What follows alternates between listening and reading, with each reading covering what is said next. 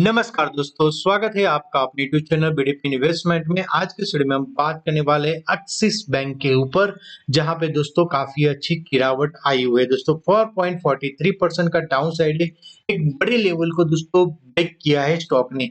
क्या यहाँ पे गिरावट जारी रहेगी या यहाँ से बाउंस बैक होने की संभावनाएं हैं, उसके ऊपर हम चर्चा करने वाले हैं। दोस्तों एक्सिस बैंक लिमिटेड जहाँ पे क्वार्टर रिजल्ट आया, ब्रोकरेज के टारगेट क्या है उसके ऊपर भी चर्चा करेंगे। शुरुआत करेंगे प्राइस एक्शन को समझेंगे। एक्सिस बैंक का क्लोजिंग है 992, यानी कि 1000 का जो डिसिसिव लेवल है उसको तोड़ दिया है दोस्तों। 46 रुपीज का डाउन साइड, 4.43 पॉइंट्स का डाउन साइड आया है दोस्तों। यहाँ पे देखेंगे पिछले 5 दिनों में 5.28% का डाउन साइड है। एक मंथ के अंदर 11% से भी ज्यादा की गिरावट आ चुकी है। 6 मंथ के अंदर 24% की गिरावट आ चुकी है। पिछले एक साल में 9% की गिरावट है। 5 साल में 34% का रिटर्न दिया है। Over the period of time multibagger return देने वाला ये स्टॉक है दोस्तों। एनालिस्ट क्या बिलीव करते हैं दोस्तों, जो क्वार्टरली रिजल्ट आया है दोस्तों वो बीट्स किया है एस्टिमेट्स को, और उसकी वजह से जो उसका टारगेट नुवामा इंस्टीट्यूशनल इक्विटी है उन्होंने कट किया है। 1 ईयर शेयर टारगेट जो एक्सिस बैंक का है वो 1220 किया है दोस्तों 1335 से।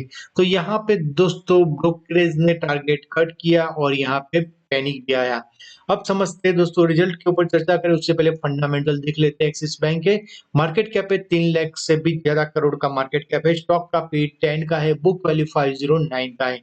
आरओसी की बात करें 7.06, आरओई 18.4 है दोस्तों। फेस वैल्यू 2 का है, डेप्ट है 12,95,302 शेयर का है। कैश इक्विवेलेंट 1 लाख करोड़ से भी ज्यादा का है। पीयर कंपैरिजन के ऊपर नजर डालेंगे तो दोस्तों एचडीएफसी बैंक दिग्गज बैंक है जो 18 का पी है, आईसीआईसीआई 18 का पी है, कोटक महिंद्रा बैंक 17 का पी है, एक्सिस बैंक सिर्फ 10 के पी के ऊपर कारोबार कर रही है। आईडीबीआई बैंक 13 का पी है, इंडसइंड बैंक 9 है, यस बैंक 31.94। तो ये पी वैल्यूएशन के मुकाबले दोस्तों स्टॉक काफी सस्ता चल रहा है अपने पेडिग्री के हिसाब से। क्वार्टरली रिजल्ट के ऊपर नजर डालेंगे दोस्तों। क्वार्टरली रिजल्ट जो बताया कि एस्टिमेट जो है दोस्तों मिस हुआ है। इसमें आप देखेंगे रेवेन्यू में ग्रोथ आया है, quarter to quarter, year to year भी ग्रोथ आया है दोस्तों। एक फ्रंट में काफी अच्छा है। इंडेक्स की अगर बात करें तो यहाँ पे भी दोस्तों आप देखेंगे तो यहाँ पे भी अपसाइड मोमेंटम दिख रहा है।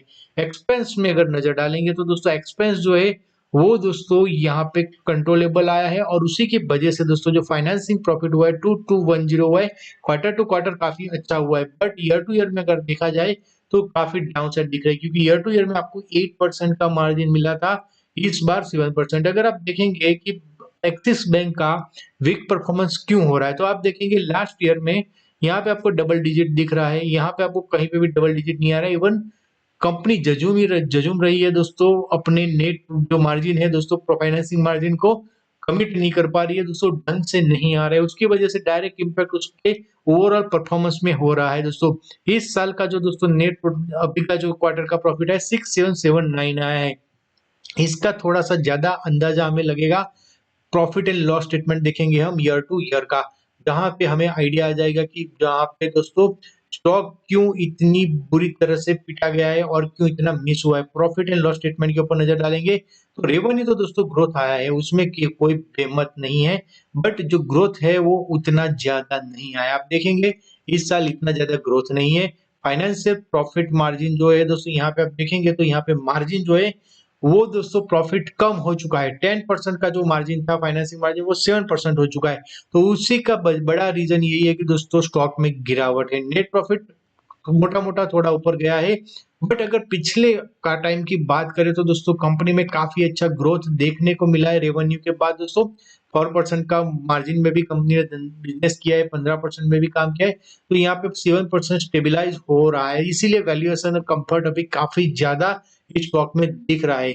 बट यहाँ पे एक चीज आपको नोट करनी है कि दोस्तों बड़े खिलाड़ी ने पैसा लगाया है। यहाँ पे शेयर होल्डिंग पैटर्न, प्रमोटर के पास जो होल्डिंग है वो 8.23% की है। एफआई का पास जो है 47.32% है। एफआईआई काफी टाइम से नेट सेलर बन चुके हैं। डीआईआई की बात करें तो नेट बायर है, 37.48 पॉइंट का है दोस्तों। पब्लिक के पास होल्डिंग है 6.97। अगर यहाँ पे आप देखेंगे तो यहाँ पे 8 जनवरी को बाय किया है दोस्तों, एचडीएफसी म्यूचुअल फंड ने एक्वाइजेशन किया है 14,89,316 क्वांटिटी का।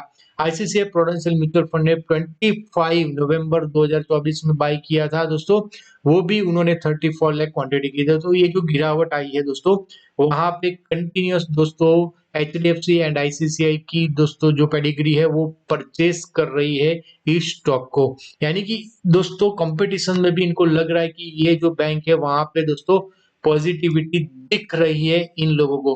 तो एक बहुत ही बड़ी बात है कि अपने कंपटीशन के ऊपर भी इतना एतबार रखना, क्योंकि म्यूचुअल फंड और एक्सिस बैंक जो है दोस्तों बहुत ही बड़ी कंपनी है। यहाँ पे आप नजर डालेंगे तो दोस्तों यहाँ पे मैंने आपको बहुत लंबा चार्ट है जो जिसका रिट्रेसमेंट आपके सामने लेके आया हूँ।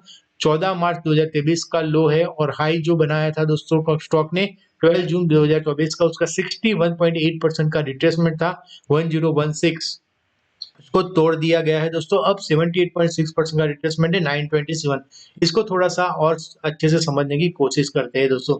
ये जो लेवल है दोस्तों यहाँ पे हाई बना, रिट्रेसमेंट का सपोर्ट लिया, फिर ऊपर गया, फिर रिट्रेसमेंट का सपोर्ट लिया 38.2 का, फिर ऊपर गया, फिर तोड़ दिया दोस्तों, उसके ऊपर क्लोजिंग प्रॉपर नहीं कर पाया। और यहाँ पे दोस्तों तोड़े भी तोड़ा, उससे पहले दोस्तों उसने सपोर्ट लिया था और फिर ऊपर गया था दोस्तों। बट जैसे ही टूटा, गैप डाउन ओपनिंग आया, बड़े वॉल्यूम के साथ गिरावट आई है दोस्तों स्टॉक में, और ये हुआ है दोस्तों रिजल्ट पुअर आया है उसकी वजह से दोस्तों। तो अब जब तक 1016 के ऊपर नहीं जाता है तब तक हमें नीचे के लेवल देखने को मिल सकते हैं। पॉसिबल है हम दोस्तों 900 से भी नीचे जा सकते हैं, 900 के आसपास जा सकते हैं, जो दोस्तों 927 का सपोर्ट लेवल है। उससे पहले एक अगर सपोर्ट की बात की जाए तो वो है 950 के आसपास का साइकोलॉजिकल सपोर्ट है। तो अगर वहां पे 950 के आसपास रुकता है, क्योंकि आरएसआई ऑलरेडी ओवरसोल्ड हो चुका है दोस्तों, अगर ये आरएसआई ओवरसोल्ड है, अगर आप यहाँ पे देखेंगे कंसिस्टेंसी, तो यहाँ पे आरएसआई बाउंस बैक देने की संभावना दे सकता है। अगर 1000 के ऊपर टिक जाता है तो यहाँ पे बाउंस बैक आ सकता है। वैल्यूएशन कंफर्ट है दोस्तों, फाइनेंसिंग मार्जिन के ऊपर जो प्रॉब्लम्स आ रहा है उसकी वजह से ये स्टॉक के ऊपर पैनिक हुआ है दोस्तों। और इस बार क्वार्टरली अर्निंग काफी स्टॉक के अच्छे नहीं आए हैं, तो थोड़ा ओवर पैनिक है, मार्केट की सिचुएशन भी खराब है। जब तक दोस्तों ट्रम्प फीवर भी खत्म नहीं होता और बजट में बैंकों को क्या मिलता है, उसके बाद थोड़ा सा और अंदाजा आएगा कि ये स्टॉक के अंदर क्या करना चाहिए। बट लंबी अवधि के लिए दोस्तों मल्टीबैगर रिटर्न देने वाला स्टॉक है, तो आपके पोर्टफोलियो में आप रख सकते हैं। ये सारे मेरे पर्सनल व्यू है, कोई रिकमेंडेशन नहीं है। अगर आपको वीडियो अच्छा लगे तो लाइक कीजिए, शेयर कीजिए, सब्सक्राइब कीजिए। और दोस्तों ये वीडियो का एजुकेशनल पर्पज के लिए बनाया गया। Thank you very much.